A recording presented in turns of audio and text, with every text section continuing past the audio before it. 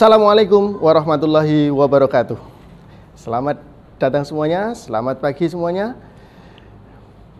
Anak-anakku yang saya cintai, semoga kalian selalu dalam lindungan Allah Subhanahu wa taala. Allahumma amin.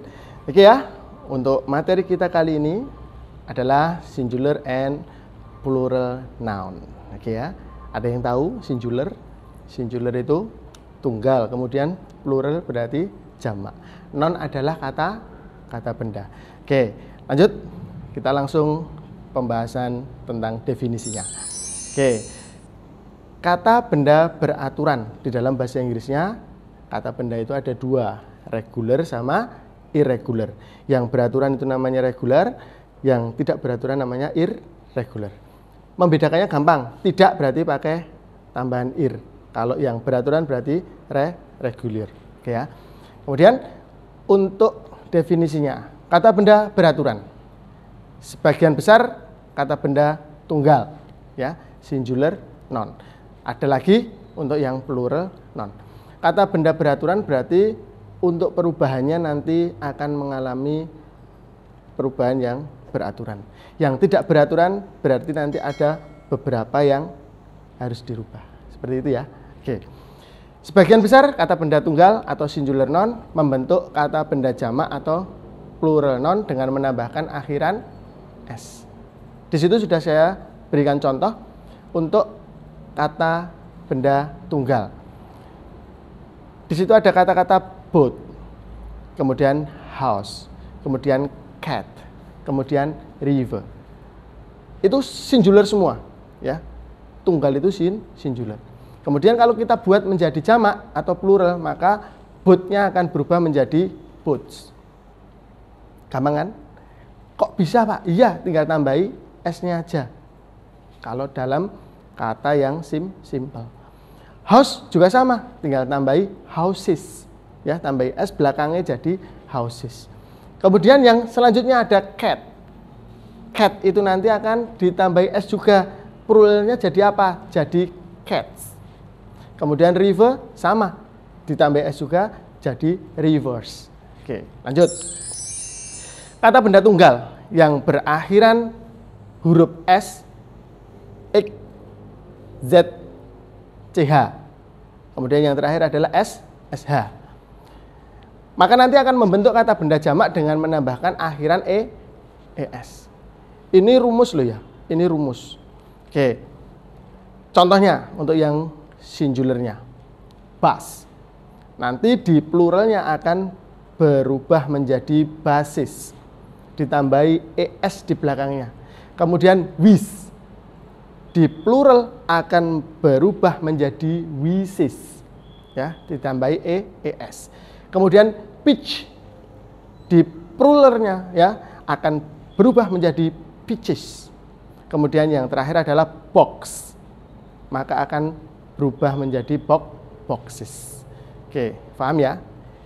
Jadi kalian sudah tahu bedanya akhiran s dan akhiran es. Oke, lanjut.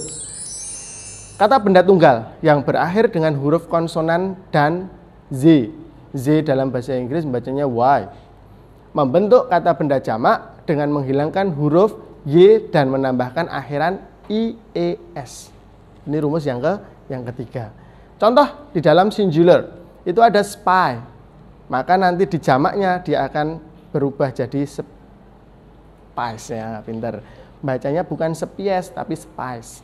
Kemudian baby, dia akan berubah menjadi babies, ya, akan berubah menjadi babies. Kemudian city akan berubah menjadi cities. Kemudian daisy menjadi daisies. Semuanya akan ditambahi atau dirubah ke dalam ies belakangnya. Paham ya? Oke, lanjut. Kata benda tidak beraturan atau irregular verb. Tadi ada dua toh, regular sama irregular verb. Yang irregular verb, ada beberapa kata benda gitu, yang tidak beraturan. Contohnya apa, Pak? Ini yang tak sebutkan di sini yang sering digunakan ya. Yang singular, bacanya apa itu yang pertama? Woman. Kemudian jamaknya akan berubah menjadi women. Kemudian man, jadi man. Terus kemudian child, jamaknya akan berubah jadi children. Kemudian tooth akan berubah menjadi teeth. Kemudian foot akan berubah menjadi feet. Kemudian person akan berubah menjadi people. Ini harus diperhatikan, jangan sampai salah. Kemudian leaf akan berubah menjadi leaves. Kemudian mouse, mouse bukan mouses, bukan mouses, tapi akan berubah menjadi mice. And then goose akan berubah menjadi geese. Kemudian yang terakhir adalah half, berubah menjadi harvest. Gitu ya.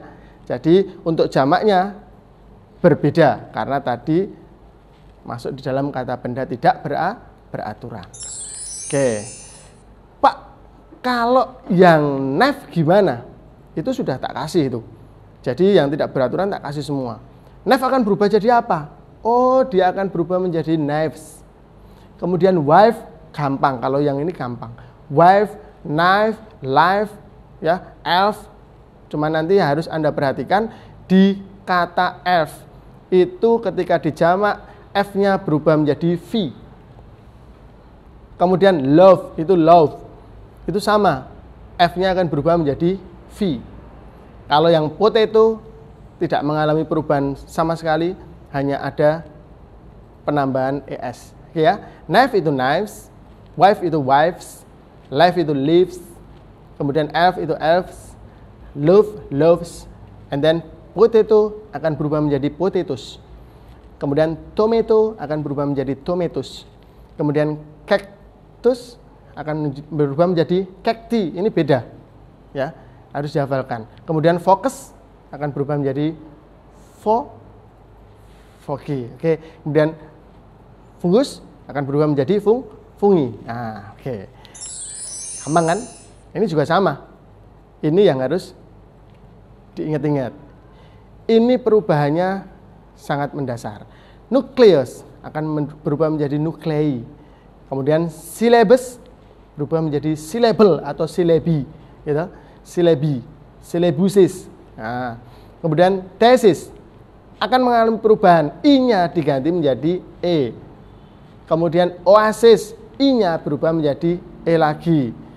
Krisis, i-nya berubah menjadi e dan lain sebagainya.